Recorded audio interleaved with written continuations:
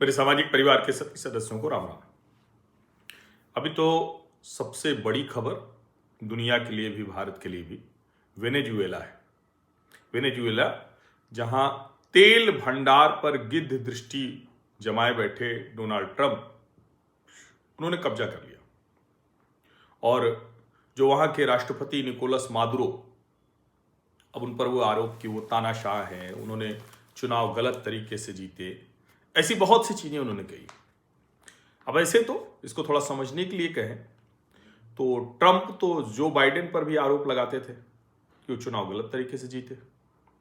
तो क्या Joe Biden को रात के अंधेरे में कोई आर्मी आए और उठाकर ले जाए तो ये ठीक रहेगा क्या? और कमाल की बात ये कि दुनिया के देश वो अभी भी अमेरिका की इस दादागिरी के विरुद्ध खड़े नहीं हो पा रहे। अमेरिका ने जहां जहां भी ये काम किया, जहां जहां भी वहां के आंतरिक हालात ठीक करने का हवाला देकर हस्तक्षेप किया, वहां वहां स्थितियां खराब होती गई। कहीं भी आप देख लीजिए, पूरा मध्य पूर्व एशिया इसका गवाह है।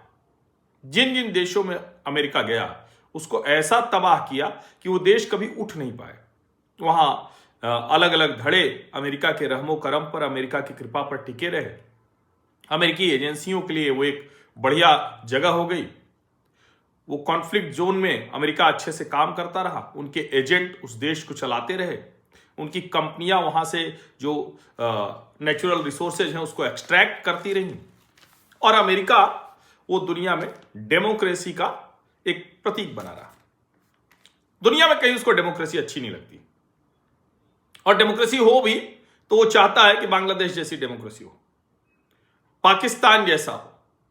सोचिए, जिस पाकिस्तान में आतंकवादी ही आतंकवादी हैं, जहां आतंकवादी ही मुल्क चला रहे हैं, जहां का सेनाध्यक्ष वो आतंकवादियों जैसी भाषा का उपयोग करता हो, आसिम मुनीर, वो ट्रंप के साथ लंच डिनर ब्रेकफास्ट कर रहा है। और ट्रंप करेंगे नहीं, हम तो दुनिया भर में शांति करा रहे हैं। अब इसके बीच में खबर आई कि इजराइल और सीरिया के बीच अमेरिका ने फिर मध्यस्थता करके बातचीत शुरू करा दी। क्या तमाशा चल रहा है भाई? और दुनिया के उन देशों को जिसको आज के शब्दों में ग्लोबल साउथ कहा जाता है, उनको जरा खड़े होना पड़ेगा। खड़े हैं भी वो, भारत की अगुवाई में खड़े हैं, भारत के साथ खड़े हैं, भारत भी खड़ा है, दूसरे देश भी खड़े हैं। अब कमाल की बात ये कि इस पर यूनाइटेड नेशंस में एक मीटिंग भी हुई कल, और उस मीटिंग में यूनाइटेड नेशंस ने उसमें जो कहा है, the Trump administration does not want to occupy Venezuela, Washington's envoy to the UN said on Monday, as the US faced intense criticism at a meeting to discuss the special forces raid that captured Nicolas Maduro. जो America के प्रतिनिधि हैं उनके ऊपर हमला हुआ इस बात को लेकर, और होना ही चाहिए, और कड़ा हमला होना चाहिए, लेकिन वो कह रहे हैं कि हमें नहीं चलाना है, जबकि चलाना तो चाह रहे हैं और धमकी पे धमकी दे रहे हैं। चलो, निकोलस मादुरो का था, समझ में आया, लेकिन जो एक्टिंग प्रेसिडेंट है, इंटरिम प्रेसिडेंट है, डेल्सी रॉड्रिग्स, उन्होंने भी अपराध किया था क्या? उनके खिलाफ क्यों धमकी भरी भाषा का उपयोग किया और कहा कि हम अपने सेना, अपने सैनिक वो ग्राउंड पर उतार सकते हैं, जमीन पर नहीं। वेनेजुएला की सड़कों पर अमेरिकी सैनिक घूमेंगे? ये उनके एयरफोर्स ने रेड करके किया, उनकी जो एलीट फोर्स है उसने ये सब किया।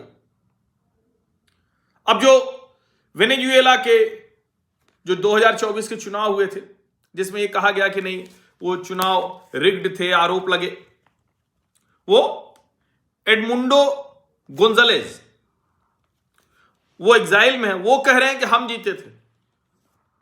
और आप इस सब को सुनिए तो जरा ये भी लगता है ना कि राहुल गांधी भारत को भी वेनेजुएला की तरह देखते हैं, राहुल गांधी भारत को भी बांग्लादेश की तरह देखते हैं। अब आपको लग रहा हो कि दुनिया के बीच में भारत के नेता प्रतिपक्ष को क्यों ले आए? उनकी भाषा, उनकी बात, संस्थाओं पर से उनका भरोसा हटना, और जब ये सब वो कहते हैं तो दुनिया के देश उसका उपयोग दुरुपयोग करते हैं।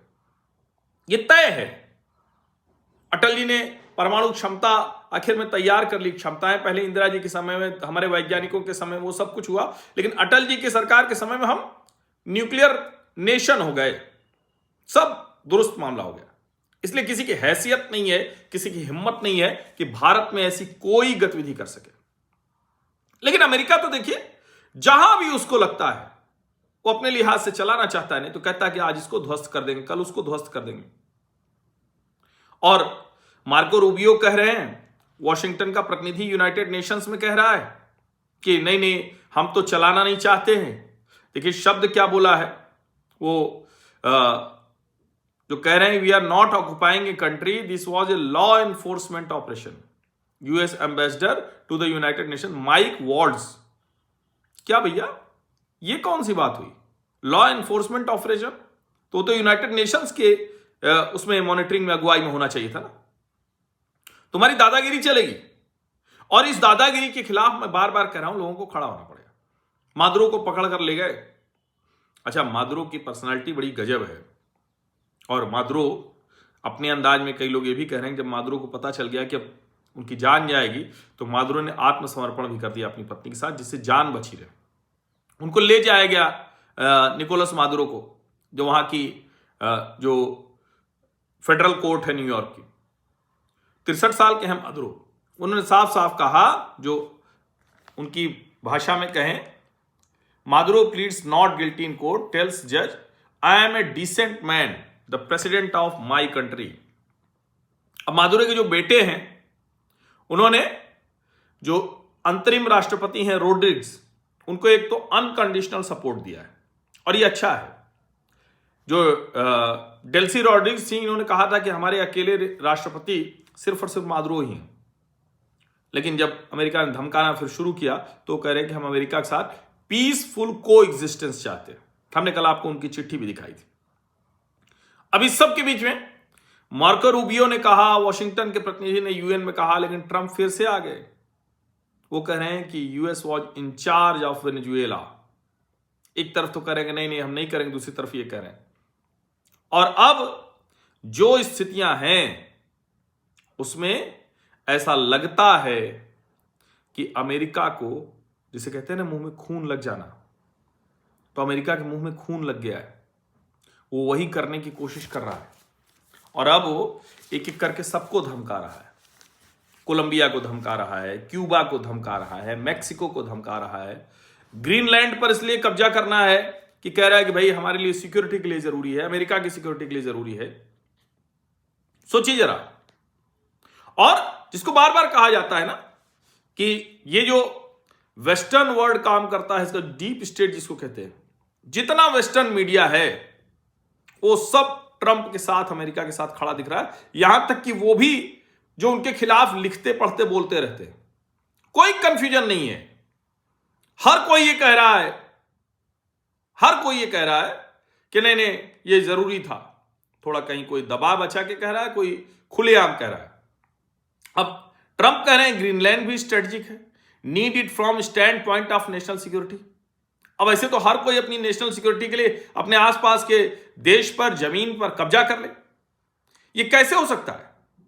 और जरा सोचिए, ये वेस्टर्न वर्ल्ड है, ऐसे दबाव बनाता है। रिलायंस को एक सफाई देनी पड़ी कि भाई हमारे 3 जहाज नहीं आ रहे हैं तेल के रशिया से। नवंबर का डेटा आया, भारत रशियन ऑयल से खरीद रहा है ठीक से। ट्रंप धमका रहे हैं, और ठीक है, नरेंद्र मोदी की एक रणनीति है, उनका अपना तरीका है, घरेलू राजनीति में भी और अंतर्राष्ट्रीय राजनीति में वो बोलते कम है, काम करते हैं। तो हमें इसमें मतलब मुझे रंच मात्र भी कोई संदेह नहीं कि नरेंद्र मोदी वो भारत के हितों के लिए पूरी तरह से प्रतिबद्ध, कटिबद्ध है। जरा सा भी वो अमेरिका के सामने झुकने वाले नहीं। लेकिन उनका जवाब देने का एक तरीका है। कई बार हम लोगों को लगता है कि ये तरीका थोड़ा और होना चाहिए, थोड़ा लाउड होना चाहिए, थोड़ा मजबूती से बात आनी चाहिए, तो ये भी कह सकते हैं। लेकिन कुल मिलाकर जो ट्रंप कर रहे हैं उसके खिलाफ उनको लगना चाहिए कि दुनिया खड़ी है। ये ठीक नहीं है कि ट्रंप सबको डरा कर, धमका कर, अपने लिहाज से सब चीजें करते हुए कुछ भी कर लेंगे और लोग सिर्फ सुनते रहेंगे, देखते रहेंगे। ये किसी भी स्थिति में ठीक नहीं। भारत को भी इस पर एक लॉबिंग करनी चाहिए, एक प्रतिक्रिया देनी चाहिए। प्रतिक्रिया दी है, लेकिन प्रतिक्रिया और कड़ी होनी चाहिए। अब कई जानकार ये भी कहते हैं कि भाई 2 लोग लड़ रहे हैं तो उसमें हमें क्यों कूदना, जब सीधे हमारा मकसद नहीं, तो जब सीधे हमारा कोई मामला नहीं। तो हालांकि ऑयल रिसोर्सेज की बात करेंगे, स्ट्रेटेजिक बात करेंगे, इलेक्ट्रॉनिक जो बैटरी होती है उसकी बात करेंगे तो भारत का बिल्कुल लेना देना है। और कोई भी नेचुरल रिसोर्सेज से जो भरे हुए स्थान हैं, देश हैं, वहां अगर कोई कब्जा कर लेगा तो मुश्किल होगी। चाइना के पास रेयर अर्थ मिनरल अपने हैं तो वो अमेरिका को भी नहीं देता, भारत को भी नहीं देता है। हमारी जो इलेक्ट्रिक व्हीकल्स है, जरा उनका हाल सोचिए, बैटरी नहीं मिलती, लिथियम बैटरीज नहीं मिलती। तो ऐसा नहीं, हमारे हित है हर जगह, ठीक है। हम सीधे चाइना लड़ने तो चाइना भी नहीं जा रहा है, लेकिन आवाज हमारी भी साफ होनी चाहिए। कई लोग ये कह रहे हैं कि भारत रणनीतिक तौर पर एक काम कर रहा है, क्योंकि अमेरिका में एक बड़ा वर्ग है जो अमेरिकी सरकार में, ट्रंप सरकार में है, जो ये मानता है कि मतलब स्थितियां ठीक होंगी और जिस दिन ठीक हो जाएगी उस दिन भारत को बड़ा लाभ होगा। शायद नरेंद्र मोदी को यह भी लगता होगा कि हम जिस जगह खड़े हैं उसमें अंत में तो इकोनॉमिक सुपर पावर बनना है। अभी तो हम 4.75 ट्रिलियन डॉलर की इकोनॉमी है। जब तक हम 10 ट्रिलियन डॉलर की इकोनॉमी ना हो जाए तब तक उस तरह से किसी बड़े विवाद में, किसी बड़े संघर्ष में अमेरिका हो या चीन उसके साथ फंसना वो ठीक नहीं होगा। कुछ हद तक ठीक भी है। हम नए ऑल्टरनेटिव खोज रहे हैं, नए मार्केट खोज रहे हैं, नई तरह की तैयारी कर रहे हैं, लेकिन उस सब के बीच में भी ये जरूरी है कि हम अपने देश के लोगों की भावनाओं का ख्याल रखते हुए, क्योंकि भारत में जिस तरह का विपक्ष है, पहले ऐसा विपक्ष नहीं हुआ करता था। छिटपुट कह देना कि फलाना है, धमाका है, ये सब अलग बात है, लेकिन पहले ऐसा विपक्ष नहीं हुआ करता था कि भारत को और भारत के प्रधानमंत्री की स्थिति को खराब करने की कोशिश करें, असहज करने की कोशिश करें। ये जरा सोचिए आप इसको। और ये मैं इसलिए कह रहा हूं कि कोई भी सरकार, अगर आज कांग्रेस की भी सरकार होती और इस तरह से एक्ट कर पाती, लेकिन उन्होंने तो कभी किया नहीं। हमने ऑपरेशन सिंदूर किया, अपनी शर्तों पर सब किया, और समझौता तो सब कराने में लगते हैं भाई। अगर हम दब रहे होते, प्रधानमंत्री नरेंद्र मोदी जरा सा भी डर रहे होते, दब रहे होते, तो फिर ट्रंप को नोबेल के लिए नॉमिनेट करते, मान लेते कि भाई हां कराया, लेकिन ऐसा नहीं किया। इसका मतलब नरेंद्र मोदी अपनी उन शर्तों पर है, नरेंद्र मोदी के अपने काम करने का तरीका है, उस तरीके से जवाब देंगे। लेकिन हां ये तो है ना कि दुनिया में भी संदेश जाए और हमारे जो नेता ऐसी हरकतें करने की कोशिश, क्योंकि मैंने तो देखा कि कुछ कांग्रेस से जुड़े हुए जो नेता, उनके हैंडल हैं, वो ये तुलना कर रहे हैं, देखो मादुरो ने चुनाव ऐसे किया था, ये किया था, जिसको इस तरह की हरकतें कर रहे हैं। बड़ी घटिया, ओछी, बहुत ओछी हरकतें। और जाहिर है कि इस तरह की हरकतें वो इसलिए कर रहे हैं क्योंकि उनको लगता है कि जो उनके नेता हैं उस नेता को ये पसंद आएगा, क्योंकि वो भी तो दुनिया भर में जा जाकर यही सब कहते हैं ना, दुनिया भर में जा जाकर। अब जाहिर है कि जब इस तरह की स्थिति हो, इस तरह से अगर ये होता है, इस तरह से कहा जाता है, तो फिर सोचिए जरा, ये सामान्य नहीं है।